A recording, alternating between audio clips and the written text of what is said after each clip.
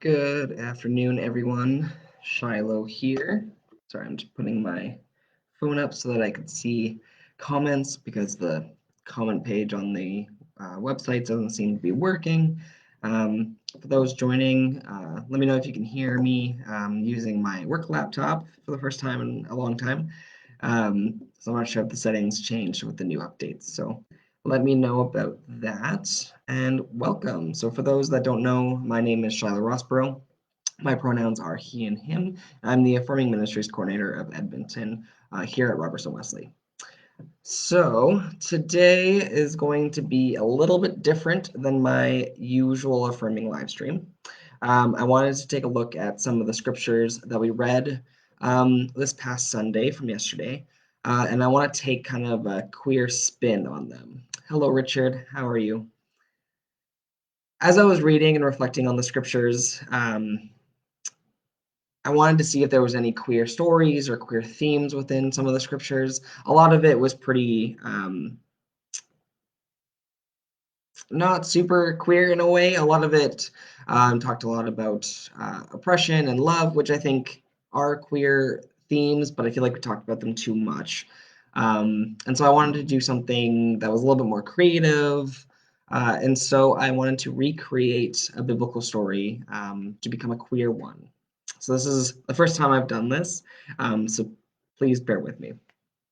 So the story I wanted to recreate, which was read on Sunday yesterday, was about Moses and the burning bush. So this is from Exodus 3, 1 to 15. Feel free to read that if you don't remember, but here's the gist of the story.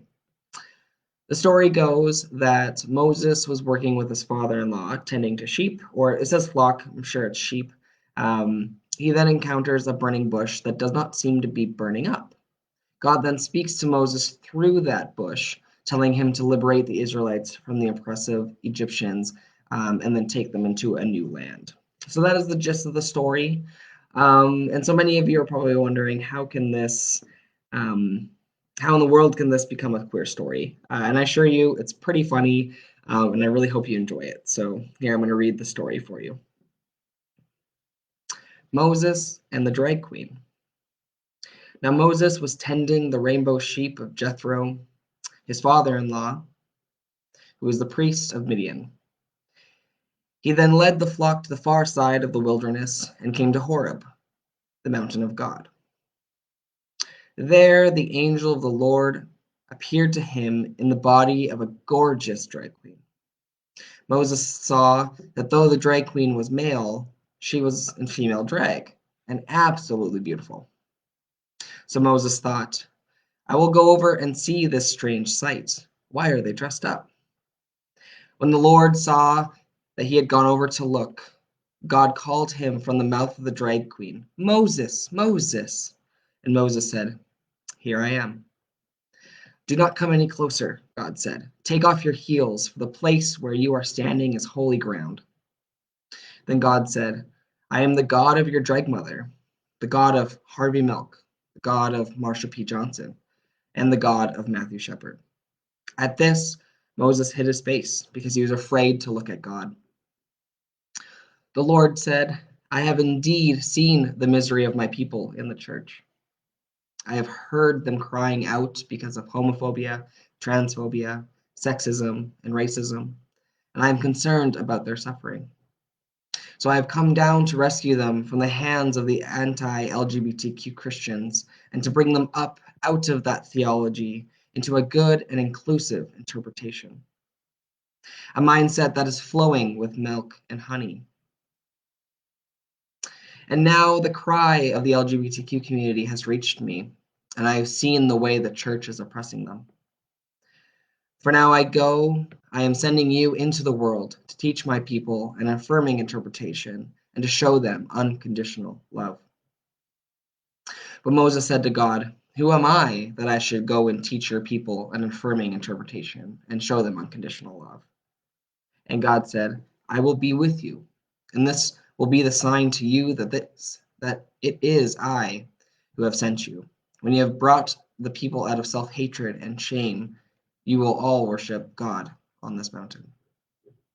Moses said to God, Suppose I go to the LGBTQ community and say to them, "The God of your drag mother has sent me to you," and they ask me, "What is her name?" Then what shall I tell them? God said to Moses, "I am who I am."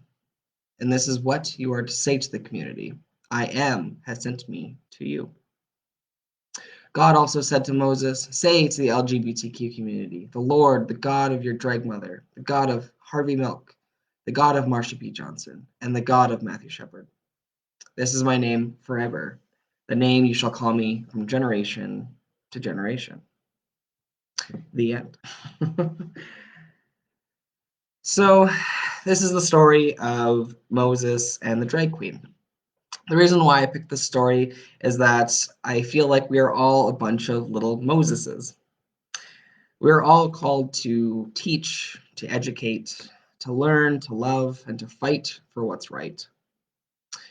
We are all called to live out our true lives and to be our true selves. I really hope that the story was a fun way to remind you um, of God's power over evil and how we are all a part of the journey towards liberation and towards justice. Being a little Moses does not mean that you have to take, 1,000 people out into the desert or into the wilderness for 40 years, or to educate all of the churches in the world to be accepting. It can be big as that. You can do all of those things, but it can be little things like being yourself or, living your life, keep breathing, showing the world your true self. Something as little and as brave as that can mean a lot to the world. That is adorable. Little Moses. I know I thought of that and I couldn't help but have to say it. And welcome, Pan. I hope you liked my little rendition of the Moses story. And let me know what your favorite part was, or if you have anything that you'd like to add or change to this story.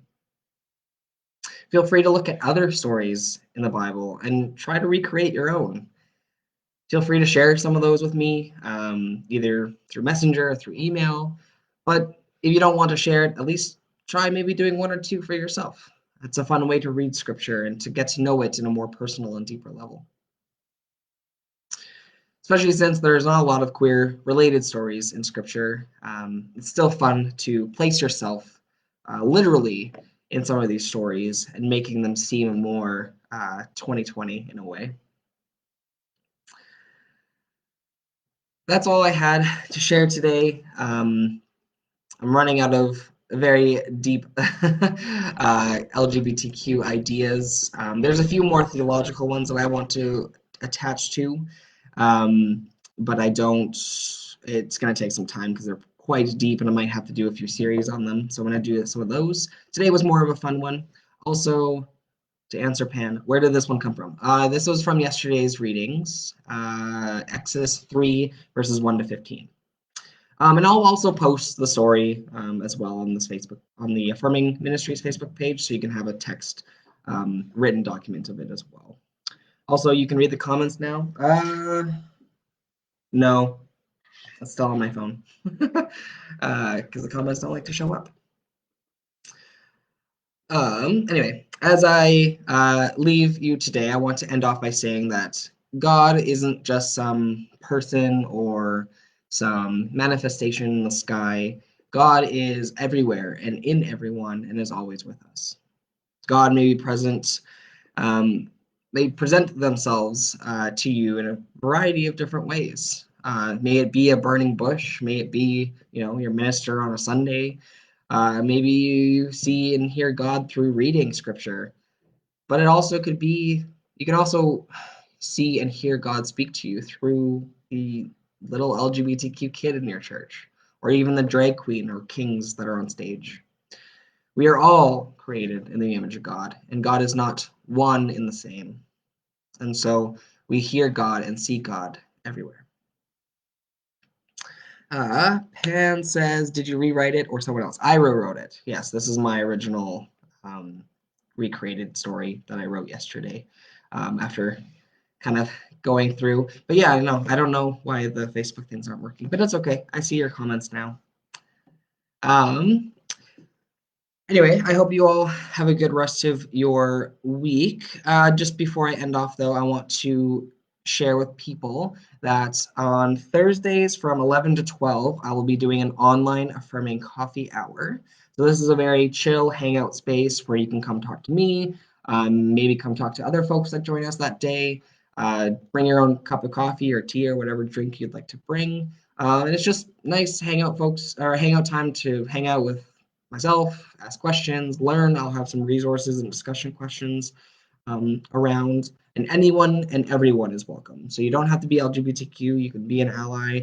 And even if you don't identify as an ally and you want to learn more, the space is also welcome for you. And in order to come and join us for the online portion, just email me at affirming.ministries@rwuc.org, and I can send you that Zoom link for you. And if you have any questions or concerns about the group or the coffee hour, please let me know. I can definitely answer all of those. And I agree. Yeah, Pam says God is everywhere, in everyone, and everything. I agree. Yes, and thank you, Richard. I really enjoyed writing it, so I'll make sure I post a written document of that so you all can reread it or share it, however you like. And if you recreate your own stories, please feel free to share those with me as well. Anyway, I hope you all have a great rest of your day, rest of your week. And if I don't see you on Thursday, I will see you next Monday for the next Affirming Reflections at noon. And if I do see you Thursday, I will see you then at 11 a.m. Take care, everyone. Bye bye.